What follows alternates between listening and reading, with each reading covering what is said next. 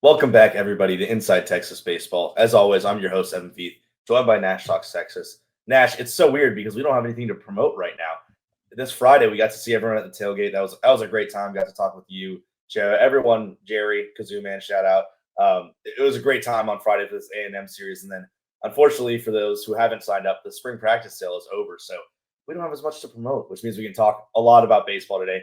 Nash, of course, the news of the weekend. Texas sweeps Texas A&M. The Jim Schlossnagle revenge series did not see much revenge from the Aggie side of things. Just a wild weekend, a fun weekend in Austin, and I know you were up close and personal for all of it. Well, just first of all, what was your impression of how the dish turned out? It was a record-setting weekend for attendance, and just seemed like one of the best environments we've seen in college baseball all year. I mean, absolutely amazing. I know that we're sitting here talking about the Friday one, and we'll go through these game by game. But the thing that stood out to me was on day three, we'd Yep. already won the series, right? But this just shows what the importance of winning on Sunday and the importance of sweeping a team, and especially sweeping this A&M series coming back. When we took the lead, like that was Georgia versus Texas levels of loud. Yeah. When Jade Yeah. Barron intercepts Football the ball wise. and takes it down to the five. Like, it literally was like the noise was starting to penetrate into my brain, and I'm like, "Okay, this is really, really, really loud." It was like the first time that I'm like, "I could bring out the decibel meter right here, and we could get some good readings now." But, I mean, w what an amazing environment. I mean, I can't say enough about it. Yeah, and just it's always been a great place to watch college baseball, but it hasn't felt like one where it's just emphatically loud. Like I think of Baton Rouge is a place where it just gets. I mean, I don't know how many of y'all saw the home run, the walk off they had over the weekend at 1 a.m. That Yeah, was Bear one of the most Jones, oh electric my god. electric calls, electric plays. But of course, we're here to talk about Texas and Texas. Man, did they have a weekend? Friday was a really close, low scoring game. We can start there. Texas without Jared Spencer for the first time all season, and for the rest of the season because he's going to be out for the year. Unfortunately, shoulder problems. His family thought it was best to do it that way, and it's all right for Texas because they got Ruger Riojas loaded up, and he started this year as a relief pitcher, then turned into the Sunday starter, and then leapfrog Saturday to come be this high leverage Friday guy playing in probably the most important game of the year up until that point for many fans, many people around this game, and he gave you what 5 2/3 of really strong pitching, and Texas only gave up one run all game, and that was the formula to win. That was why they won this game. Yeah, I mean, Ruger Riojas to be able to that's one of the more underrated things I think of this weekend is to be able to go from consistently starting in the Sunday slot for what like 4 or 5 weeks straight now Yep. to hey, we're gonna throw you 20 something pitches on Saturday, gonna shut you down, and then we'll bring you back up. You're gonna be the Friday guy this next week. For him to go out there and perform the way he did, I mean, 5 hits, no earned runs allowed, only 3 strikeouts, 2 hit by pitch, but the batters just weren't getting on base that often, and he certainly he did his job. Yeah, did a good job. And then of course with Texas, you get past that first starter, and it's you better hope you're in the lead at that point because then you got the Grubbs Volantis duo on Fridays, which it just seems so hard to beat Texas on Fridays at this point in the year when Grubbs is pitching at his best, Volantis is pitching at his best. He's maybe the best closer in college baseball, and he's a true freshman who started most of his life. He's just absurd. We've talked so much about him. It feels like a broken record when you talk about what he can do, but getting him in the eighth, ninth inning, it's just so hard for teams to go from Riojas, who's just a good strike thrower, throws a lot of pitches, a lot of spin on his balls. Max Grubbs, a real ground ball getter, and then Volantis, just strikeout on these sweeping sliders and a good fastball. He just does so much for this team, and he pitched more this weekend. We'll get into later, but man, what a revelation he's been for Jim Schlossnagle to be able to have him in his first year in Austin pitch like this. I mean, to this is a very good Aggie baseball roster that has been. It's not like early in the season where their bats were dead. Like this team was hitting the ball, Yeah, and they were hitting the ball very well. He struck out 5 of 9 batters faced. I mean, this is just crazy. to watch a freshman go up there against a guy like Jace Lavalette and win. I like this Dylan Volantis dude is special, and if you don't see it at this point, you just aren't a good baseball fan. You don't You're know not ball that watching. much. Yeah, and all five of those outs came from the strikeout. The only run came from a botched play in the infield, a pop-up error. So 0 earned runs from the Texas staff. And then the two RBI getters, kind of the unsung heroes of this game. Jaden Duplantier gets in there. He had a great weekend. I thought just a really Amazing weekend. since they've fixed his swing, he's been tiers and tiers better as a player on this Texas team. And then, of course, Tommy Farmer with the first career homer. There was some talk about getting that ball back. He didn't get it back from the A&M bullpen, which we'll save the judgment for the listeners. But yeah, he had a huge solo home run, the game-winning home run for him, and he just had a great game in general. I believe he added on another hit to that. Yeah, 2 hits, 2 runs that game. So Farmer, I feel like he's just been slowly getting better and keeps getting on base, and he's turned into someone that I'm feeling really confident about going into the end of the year, the postseason, and for what could come maybe in Omaha. Yeah, I mean, a big guy that we've been very critical on all year leading up to the last few series has been Jaden Duplantier, Yeah. and man, he hit 375 this weekend. Like this is the hitting is starting to come around. He's starting to get some extra bases, and he's a guy that has plenty of speed. And this is it reminds me of how much this team, when they need somebody to step up, it does not matter who, it doesn't matter where, that somebody steps up. Somebody will step up and take the reins. And it's just that's so special in the sport of baseball, especially when we're suffering injuries. But then you go over and you look at Tommy Farmer. I think it's funny. Like we had just mentioned, oh, well, Tommy's probably the one guy on the roster that's not going to hit the ball out. Well, Yeah, there Tommy you go. hit the ball out there. So there's that. But also another home run that we're trying to track down. If anybody's watching, if you know the student that got the Ethan Inside Mendoza home info. run, the Mendozas are looking for that ball, and they're offering signed jerseys. They're offering cash. Like, hey, Get your bread. if you get rid of the ball, it's probably a lot more valuable for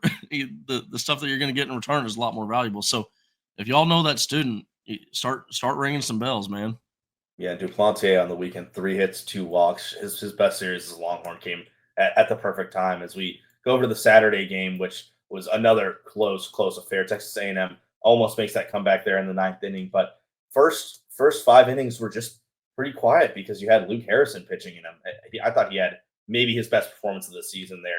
I just keep like a broken clock talking about this pitching staff, but it's why Texas is the best team in college baseball right now. It's why they're probably going to be the favorite heading into Omaha if they do make it there, of course. But it's because you get into these close games, and we were talking about a bit about this in the pre-show. Once you get to that 7th inning, it's like good luck. There was only 1 earned run given up later than the 6th inning these 2 games here, and as well in the 3rd game. It's Thomas Burns gave up the 1, but it's just so hard to beat this team when Harrison, Burns, Grubbs, Volantis, Riojas, everyone is pitching this well, and I think that's just so important for a team to win baseball games when the final score is 1-2 and 2-3 like it was on Saturday. Yeah, I mean it's Grubbs and Volantis are just a dangerous combination that once you see those guys come in, man, it's not like it's locked up for 100% certain. It's pretty damn close to 100%. Feels like it. It's pretty damn Feels like close. it. But I mean, and then also Thomas Burns on game 2. What a job to be able to go 41 pitches. Now Volantis went 40 pitches, but there's no way that you move Volantis out of that closer role. There's just no shot. Yeah. But Thomas Burns is a guy that I could easily see being thrust into that Sunday role. He came out, pitch 1, amped up, juiced up, ready to go. 99 on the gun. Highest of the year. It was crowd was buzzing when they were like, "Oh, wait, there's that. That's some gasoline right there." Good luck, Ado. And then now pitch number 2 was 97, but when he's 41 pitches in, he's still throwing 97. Yeah. Like, and then he's whipping out an 86, 88 mile an hour slider. Like, this is a very, very dangerous pitcher that is starting to get really healthy. And if he's 100% healthy, man, like this is a guy that can have a legit shot to having that Sunday starter role. And we need that desperately right now. Yeah. He could easily be one of those guys, and he's playing some really good baseball lately. Yeah, and going back a little bit to Harrison, I was sitting right next in the press box. I was right next to the track man, the person who works for Texas Baseball, who just has all the pitches, every little bit of information about every pitch and every hit you get to hear. So it was fun just listening to how much he was talking about Harrison's cutter, because every single out Harrison was getting was on the cutter pretty much. That's really turned into, he's got a 5-pitch mix. He admits it. He says his slider's his best pitch, but the cutter is really the go-to for him. It's something that's really all these movements away from lefties and into righties are really, really working for him. And it's forcing that weak contact. I remember one of our readers in our threads when I was covering the game live was talking about how every Luke Harrison start, it's like oh god, oh god, oh god, oh god. Okay, it's 6 innings and he's only given up 1 run, and the 1 run came in a bad first inning. But after that, it was just 5 innings with no runs. So that's the experience for Harrison. And then going over to the batter side, of course, the guy we have to talk about, we've already mentioned his name, is Ethan Mendoza. Probably his best game as a Longhorn, or at least most important game as a Longhorn. 3 for 4, 2 RBI against his least favorite team in the world. Mendoza pretty vocally anti-A&M. It's part of why he went to Arizona State. Just a fantastic showing of power. His first home run since March 4th, and that ball got out quickly. It was a real nice bomb, and he of course had that clutch double that solidified the 2 extra runs that Texas needed. So the Longhorns were nothing without Mendoza offensively that day. Yeah, I mean this is a guy that I can't wait to get back defensively. He is such a defensive weapon at second base, and we're fine without him, but it's to another level when we got him on the defense out there. But man, what a game from him! Like that was the Ethan Mendoza game right there. Yeah. Honestly, it very similar to a Caden Sorrell performance on Sunday, but it was Didn't win it for weren't him. able to come through for Sorrell, man. Yeah, I think with Mendoza, it also just overarches some of the ideas that we haven't even fully touched on. But this team is banged up. Like we already mentioned Spencer, but the best pitcher on this team and the best fielder on this team, hitter as well, Max Palou, is out. Jonah Williams couldn't play this weekend. Mendoza had to DH. It meant that your left fielder was probably your 3rd choice guy. It meant your second baseman is your 2nd choice guy. Still, I thought this was maybe the best the defense has looked all year because Adrian Rodriguez was making plays in the outfield. Duplantier had some really nice fielding moments at second base. I remember, getting that out in the top of the 9th was super important to not let that ball from hitting shot get through and score another run. And of course, Volantis does the rest. But I thought that defensively, it's what you want from a team that's trying to make a run in Omaha because pitchers are just getting helped out with their BABIP and everything. When the ball gets in play, I'm less fearful than I was earlier in the season when balls were getting through the middle and into the outfield. Yeah, I mean, it's so fun what we're getting to watch. I mean, you got like when you're able to have a guy like Will Gasparino, I think he had 1 hit on the weekend. Yeah. When you have a guy like Will Gasparino get cold and you're able to have other guys outside of that step up, it really shows how hard it is to beat this Texas team because it doesn't matter if you can shut down the best guy on the roster that day. Somebody else, like we said, is going to step up later in the game. Another guy that, like you mentioned, Jonah Williams. Man, Schloss was like trying to make sense of it to put Jonah Williams in. You could see multiple times Jonah was stretching, running out to the foul pole, giving a report on how he's feeling, how the hamstring's doing. And that last game, he was actually really close to getting an at bat for Jaden Duplantier because I actually saw like Schloss, like Duplantier is like 3 batters away, right? And Schloss is like pulling Jonah over, talking to him, and all of a sudden you see Jonah grab a hat and a bat. And it's like, oh, I did not see that. Yeah, no, this was like only from like the third base. From your spot, you could see it, and I was like, "Ooh, we might be getting to see a Jonah." But then the inning ended, and you saw Duplantier came out, so it just didn't make sense in that spot. And I think we'd already at that point in Game 3, I think we'd already come back and grab the lead. Yeah, so I think so. Yeah, so we can go over to Game 3 because it was kind of the only higher scoring game in the series, like you said. Caden Sorrell, man, he had himself an amazing game. Day. Well, the entire outfield. It was so frustrating. This is the only game this year I've been in the Yeti Yard. I said I'd like to go to a game kind of more as a fan this time around. Went with some of my buddies, one of my friends who I haven't seen in a while, and we go to the Yeti Yard, and we don't get the best seats in the world, but we're sitting down, and just every ball hits the outfield. You're like, oh my god, it's a double. It's gonna be a homer. It's the Borbo hit. Jay Slavia climbs up the wall and crashes in and makes a catch. Kane Sorrell makes a Superman dive. Terrence Keel makes a diving catch. Laviolette Two as diving well had catches. another. Yeah, he had two. That's right. He missed the first one, and then he made another two. They were tracking down every ball that got them. It showed you that this A&M team is so dang good. Like that Sunday game was the best they played all weekend, and you could see that man, they're dangerous hitters. They're getting on base. They're hitting for power. In the outfield, they're making Superman catches. And then Sorrell obviously had, he had his day at the plate. He had 3 hits. I believe he had a home run. Yeah, he had a home run. And still Texas won. It's like everything went A&M's way, and still the Longhorns showed up and pulled it away. And I mean, Sorrell also had another catch that was on the right field line at the wall. Just an amazing catch, similar to Tommy Farmer's, but just at the wall, at the line. This was if you get rid of the pop ups, right? The pop ups that just weren't caught and that goes for both teams. If you get rid of those, man, this was probably the best defensive series you'll ever get to watch. The stuff that Caden Kent was pulling out of shortstop was amazing. I mean, I'm sitting right. We had Jack Delanchon at the Delanchon. Yeah, it's a little Frenchy name, man. But so we had him out there at the dish, and it was amazing getting to talk to him, and seeing him, get to get some eyeballs on Texas baseball, and seeing his interviews with Luke Harrison and Dylan Valente. Like you get to see how like loose these guys are, and it makes a lot of sense. Like it just makes a lot of sense that where this team is at, and just that how close these guys are. They're having fun. Like Luke Harrison's about to pitch, and he's pitching the next day, and he's sitting there having just talking, razzing up Dylan Valentis about, hey, so about this Fortnite, right? But so I'm sitting there right next to Jack, and we see Jalen Flores out in freaking left field go slide, comes up off the slide. Oh, yeah. Almost, I mean, like, dude, this is like this close to being an out, and it's like this is some major league stuff that we're getting to watch here at the dish.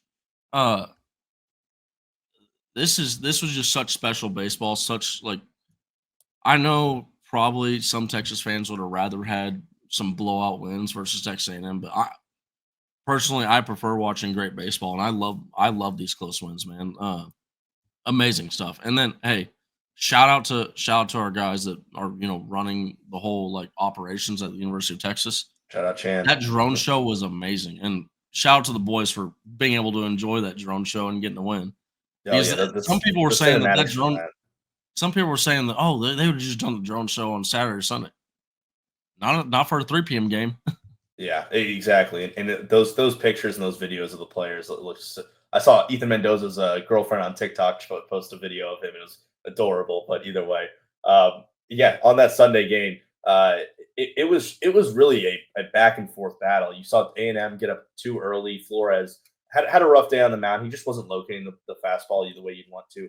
It seemed like that low and outside to righties was getting a lot of calls from the ump. So Flores not really being able to hit that really struggled for him. So he was out quickly. But Andre Duplantier, man, 5 2/3 and 3 runs doesn't really fully encompass how well I thought he pitched, because that's like a 4.75 ERA. I think I looked it up, but it felt like he was really carrying Texas to be at a spot where it needed to be going into that last 7, 8, 9 innings. Where, like I said, once you get to 7, 8, 9, it's really hard to beat Texas. So him being able to stay in there, and then of course the bats being able to show up and really get runs early.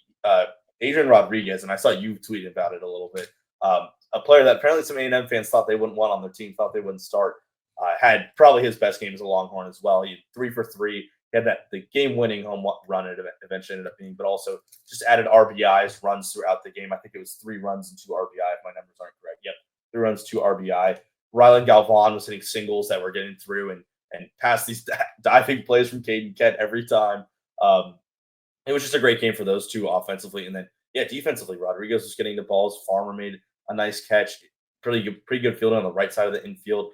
And, of course, that last double play where Schussler just erupted was really, really well done by everyone involved on that 4-3-6-1 double play. Yeah. And it was actually kind of funny because there were some people behind me that they saw that one drop from Kimball Schussler. And it's like, look, Kimball shortstop should have called that ball, right? Let's just call it what it is. Kimball shouldn't have even been having to try and catch that ball. But either then, like, let's not start acting like Kimball's a bad defensive player because of Yeah, no. one drop ball. Kimball is, and that double play too.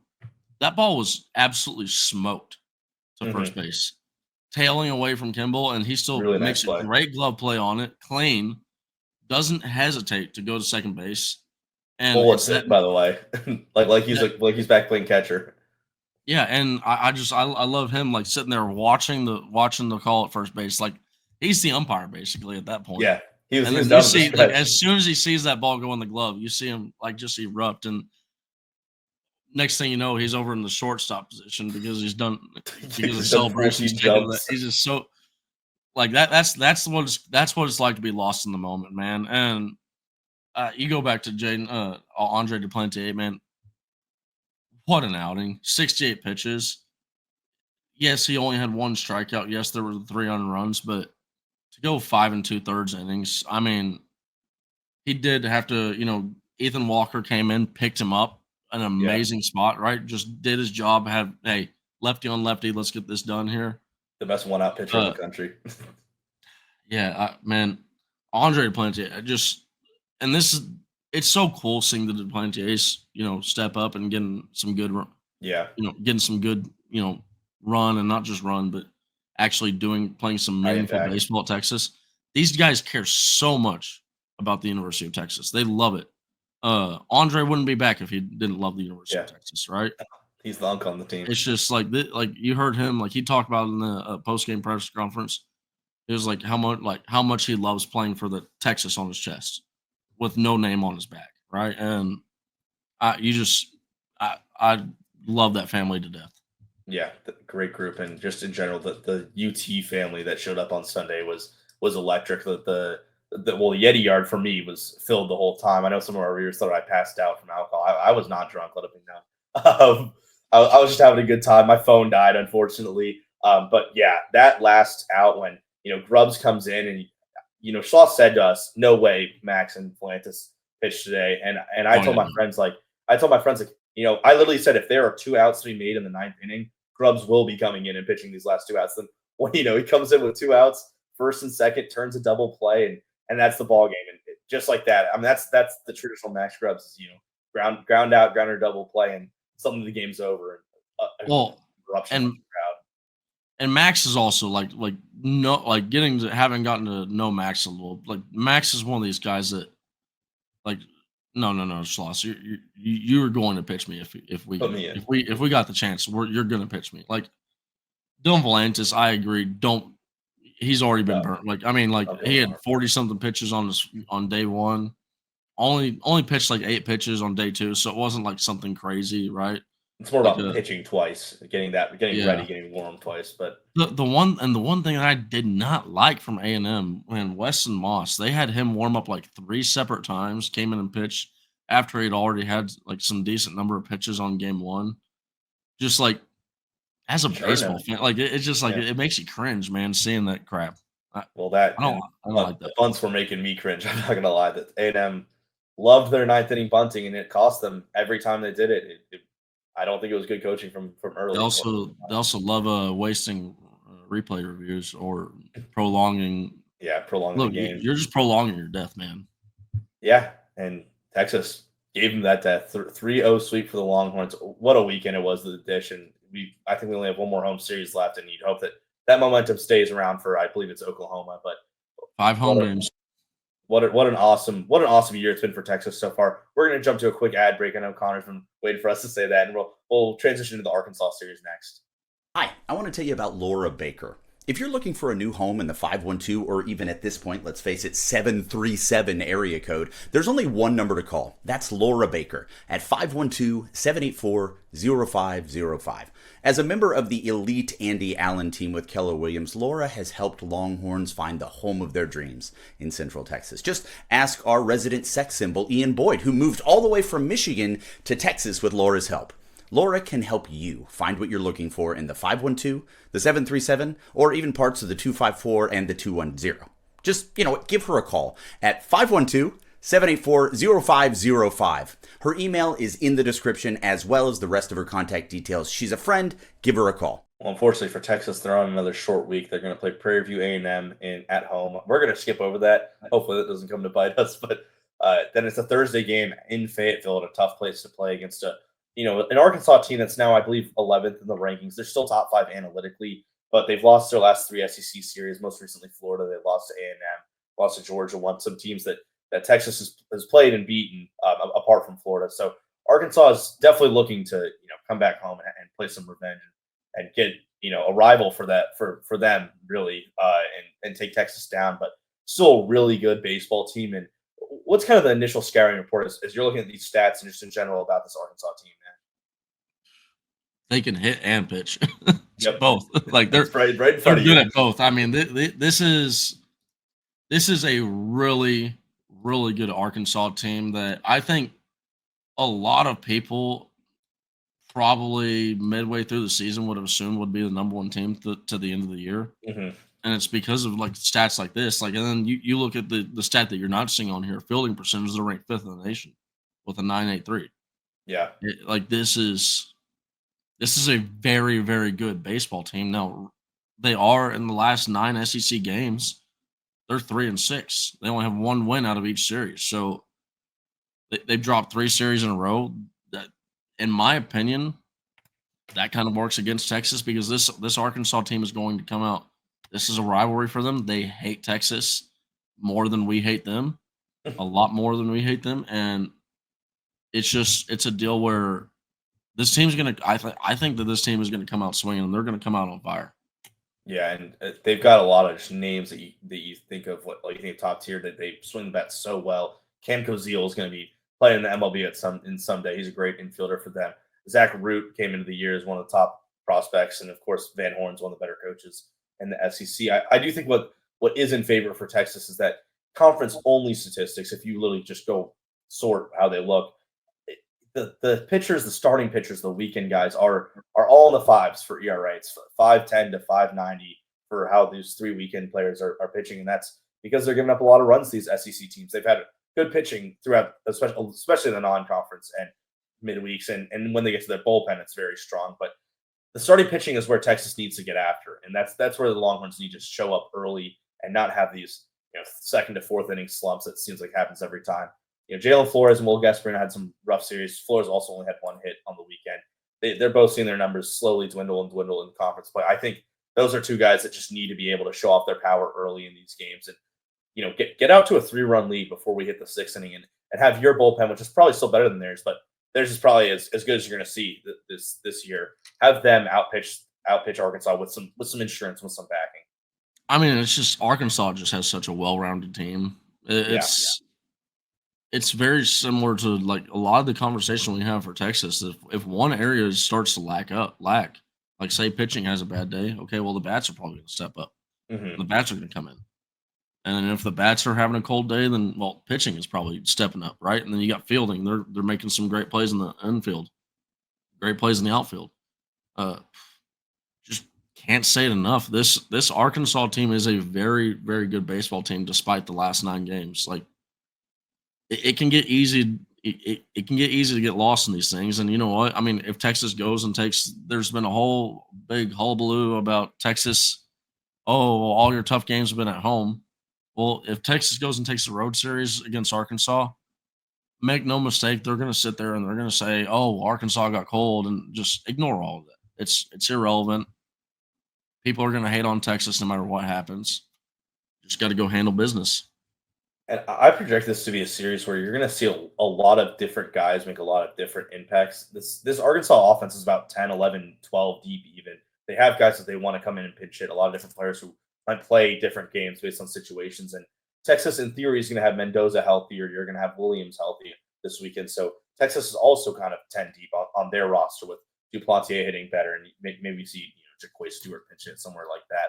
But the Longhorns also are going to be able to put out one of the better lineups they've had, and I think you're gonna see a lot of players getting a lot of run time, and of course the star power is going to show out, like Koziel, like Flores for Texas. But I'm interested to see how much matchups and how much analytics plays into this, and how much you're going to see Texas use their deeper bullpen, because with how Saunier pitched on Sunday, it wasn't perfect, but it's obvious that they want him to be a part of this long-term rotation. And with him, with Bing, who we haven't seen recently, I'm not sure what's going on with him. I think there was some talk about him being a little bit banged up, but Texas is also about 10 deep in their pitching staff, which is, and not just like 10 deep and you're sort of okay with these guys. I mean, like every single guy you expect will get outs for this Texas team, no matter how far you get down that line.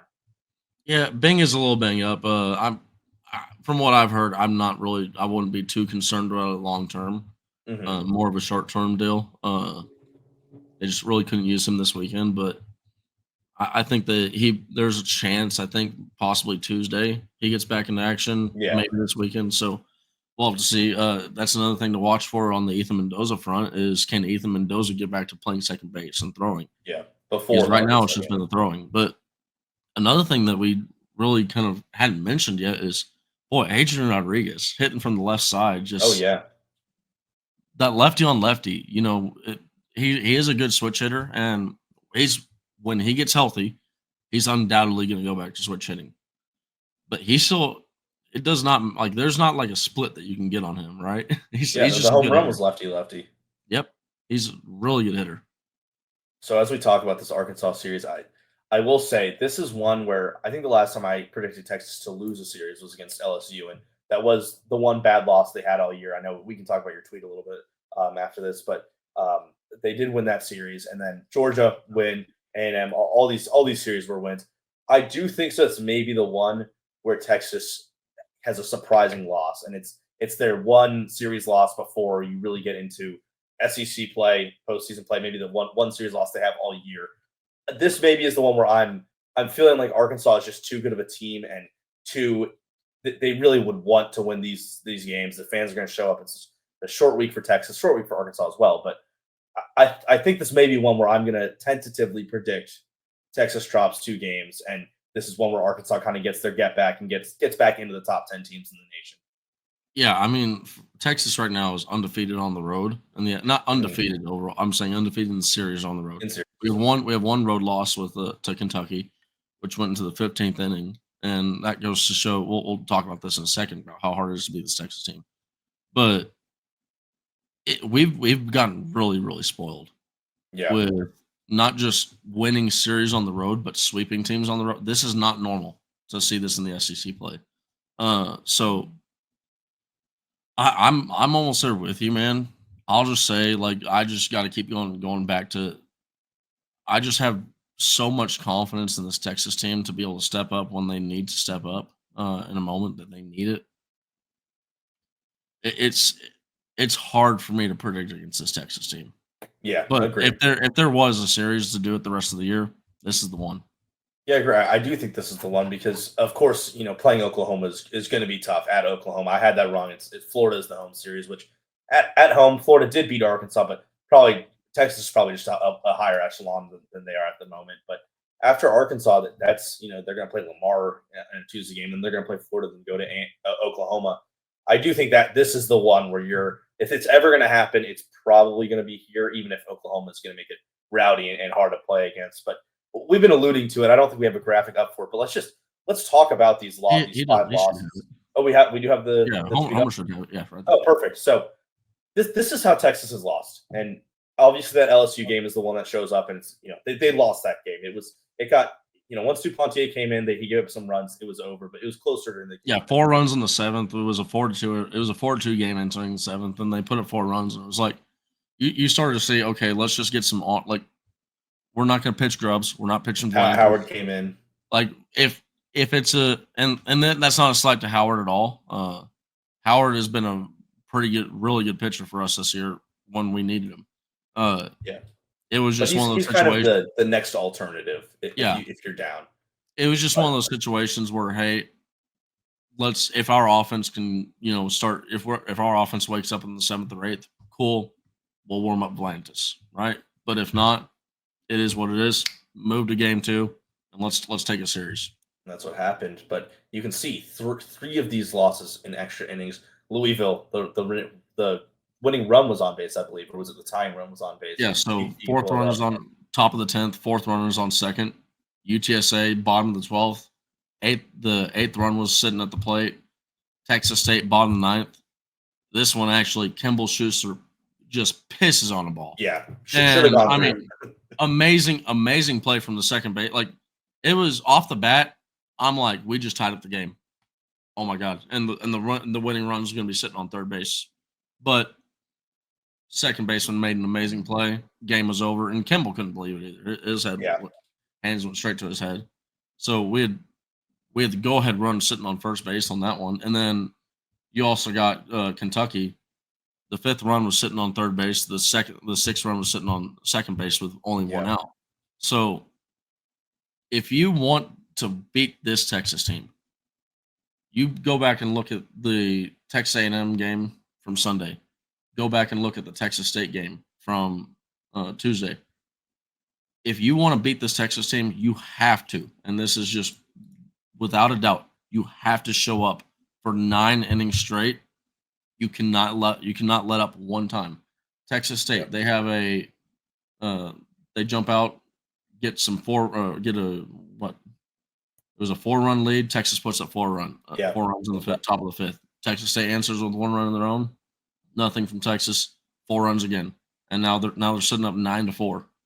4 runs from Texas. Texas State game, and then Texas State, they keep on. They just keep on adding on, and then Texas puts up 6 runs in the 8th and 9th inning to go and win the game. Yeah, and then you go look at the Texas A&M game. We already talked about that just a minute ago. Very similar. Texas A&M puts up runs. Texas puts up runs. Texas A&M puts up runs. Texas puts up runs. And then all of a sudden, Texas takes the lead at the end. This is a scrappy team. You heard Coach Sloss talk about it a couple weeks ago. He said, "Look, we'll find out at the end of the year if this is the best team in the nation." I'm not going to say anything about that, but this is without a doubt the most gritty team I've ever coached. Oh, 100%. And I see that. But the only negative you can really take from this is 34 innings between Kentucky or Texas State and Louisville. Only scored 10 runs in those games, where sometimes that happens with this offense, that their bats aren't showing up the way that they need to. And 4 runs in those 15 innings was, you want to tear your hair out for that Kentucky game, how late it went and how little the offense was producing. But and we lost on a really weird play too. A bunt ball just goes past first base, and you know what? When you get into 15th and 12th innings, it happens. Weird shit's gonna happen. Yeah, and that Louisville game was 2 months and 2 weeks ago, and UTSA and LSU feels like ages ago because it was one of the first home series for Texas, I believe, if I have that right. And Kentucky was obviously not too long ago, but 2 weeks since then, 0 scratches. They've just been consistently doing well ever since that game. So, of course, maybe Arkansas might take 1. They might take 2, like I predicted. But those games are going to have to be, like you said, these nine inning affairs that you're going to have to go all the way for and keep Texas to under 5 runs. Let's go over to the rankings, Nash, and obviously not much new, because I remember seeing your tweet that you don't even look at the rankings these days because I haven't not for 2 weeks.